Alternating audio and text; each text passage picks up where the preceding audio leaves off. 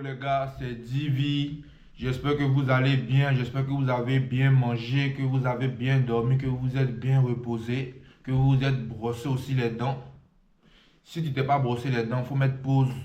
Tu vas te brosser les dents et puis tu reviens. Je vais vous donner 3 risques à ne pas négliger quand tu es obèse, quand tu es dingba, quand tu es balèze, quand tu es en tas.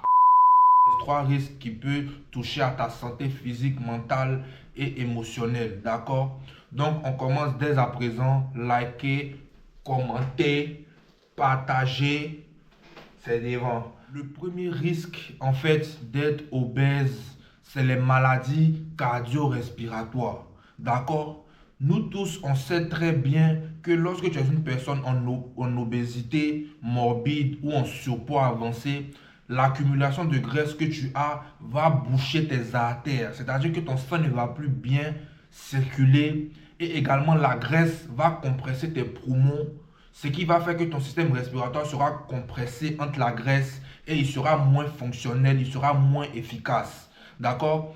Et lorsque tes artères commencent à être bouchées par le surplus de graisse, ce qui va se passer, c'est que ton corps, en réaction, va faire que ton cœur va pomper le sang plus fort. D'accord? Le fait que ton cœur pompe le sang plus fort va faire qu'il y aura une surutilisation du muscle du cœur. Parce que le cœur, c'est un muscle avant tout. D'accord? Donc, le fait que ton cœur doit produire plus d'efforts pour pomper le sang, parce que justement, la graisse bouche tes artères, donc il a besoin de fonctionner plus fort pour pouvoir bien irriguer ton corps en général. Donc ce qui va se produire, c'est que malheureusement, il y aura une surutilisation du cœur qui pourra souvent mener à des crises cardiaques. Les gens souvent en obésité ont des crises cardiaques, les gens s'étonnent pourquoi, mais c'est principalement par ça en fait. Le cœur doit fonctionner 10 fois plus que à la normale, car les artères sont bouchées. D'accord? Donc, c'est très important d'avoir un corps vascularisé avec une vascularité efficace, c'est-à-dire le sang qui se déplace de manière efficace dans tout le corps, comme c'est le cas pour une personne mince ou une personne en bonne santé. Mais quand tu es en obésité, c'est un facteur qui peut vraiment aggraver ta situation, sans compter le diabète, l'excès de sucre dans le sang. Le diabète, c'est vraiment une maladie très dangereuse qui peut te faire que tu vas mourir. Tu seras obligé de prendre des injections d'insuline quotidiennement, sinon il y a un risque que tu puisses avoir d'autres complications.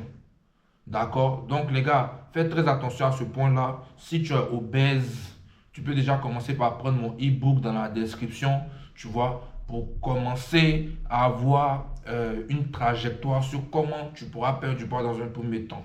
Numéro 2, attendez, hier, bois un coup. Il a mouillé ma gorge depuis qu'il parle. Voilà, nous on boit les jus. Hein. Nous on est mince, on est fit.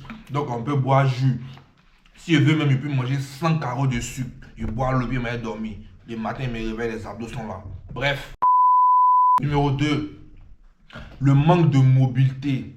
J'ai déjà fait des vidéos réactions où je réagissais à des personnes, à des femmes en obésité morbide qui allaient jusqu'à 270 kg. Elles ne peuvent pas bouger. Elles sont constamment couchées. Même pour se laver, c'est un problème. Sans compter les odeurs, parce que quand ton poids est avancé, ta main n'est pas assez longue pour partir partout, pour laver toute la graisse. Même pour tes parties intimes, ça devient compliqué. Donc, un excès de poids, en même temps de t'empêcher à te mouvoir normalement, tu vois, ça fait que tu es tout le temps couché, sédentarité au maximum, aliments au maximum, manger au maximum. Tu vois, tout est trop au maximum. Je ne sais pas si tu vois ce que je veux dire. Donc, ce manque de mobilité-là, ça va faire que tu auras des problèmes d'articulation. Parce que quand tes jambes, tes muscles, tes os ne sont pas sollicités comme par la marche, se déplacer, être actifs, ils auront tendance à se recroqueviller sur eux-mêmes et se dégrader plus rapidement. D'accord? Parce que quand tu utilises pas une partie de ton corps, le corps automatiquement envoie moins de sang, pardon, dans cette zone-là et il se concentre sur les zones sur lesquelles tu utilises le plus. Par exemple, dans le cas d'une personne obèse, tu vas voir que son sang va plus circuler dans ses bras parce que le seul mouvement qu'elle fait, c'est mettre sa main dans le seau de KFC et puis mettre dans sa bouche. Tu vois, non? C'est pas pour me moquer, mais c'est un fait. Donc, il y a un manque de mobilité, un manque de déplacement accru quand tu es en obésité morbide ou tu es en surpoids. Marcher 2 mètres te fatigue. Te lever même pour aller à la toilette, ça te fatigue. Tout te fatigue. Tu ne respires pas bien, tu es fatigué constamment. Numéro 3, et je dirais même le plus important, parce que ça va toucher à ta psychologie et au côté émotionnel, c'est le regard des autres et les moqueries. Ça même, c'est pire que le diabète, c'est pire que les maladies cardiovasculaires, parce que nous savons très bien que le regard des autres, les moqueries, peuvent inciter des gens à se suicider, peuvent inciter des gens à faire des trucs fous.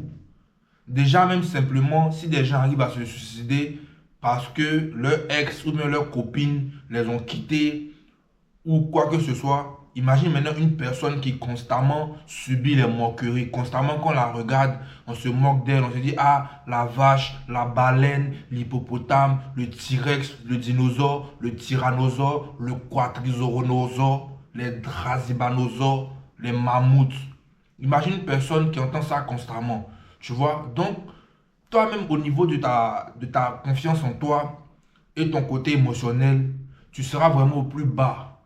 Tu sais très bien, quand tu te vois dans le miroir, tu sais que tu as un corps vraiment qui ne peut pas attirer quelqu'un. Tu sais que tu as un mauvais corps. Mais c'est comme si tu es emprisonné dans une prison dont tu sens que c'est vrai, mais c'est comme si tu es dans une illusion. La psychologie du bail, en fait, c'est comme si, genre, je ne sais pas comment vous expliquer, les gars, mais c'est comme si tu es dans une prison sans être dans une prison, mais tu as l'illusion que la prison là est réelle. Parce que en vrai, la prison est réelle. Donc, quand tu sors, on a vu dans la vidéo réaction que j'ai fait, la go dit que quand elle sort, quand même elle va au supermarché, elle a honte, elle veut se cacher, les gens la regardent, tu vois. Donc là, tout ça va faire que au côté émotionnel et psychologique, tu seras encore au plus bas. Ça va te donner des envies suicidaires, des envies encore de te refermer sur toi-même. Parce qu'en général, même, les personnes comme ça sont déjà introvertes. À part peut-être si elles ont la chance d'avoir un mari, mais sinon là, elles ne socialisent pas beaucoup. Donc ça, c'est vraiment aussi un grand danger, les gars. Si tu es en surpoids, ou si tu commences à prendre de la graisse, ou si tu es obèse, il y a le lien pour acheter mon e-book 100 méthodes pour prendre du gras. C'est 10 euros seulement.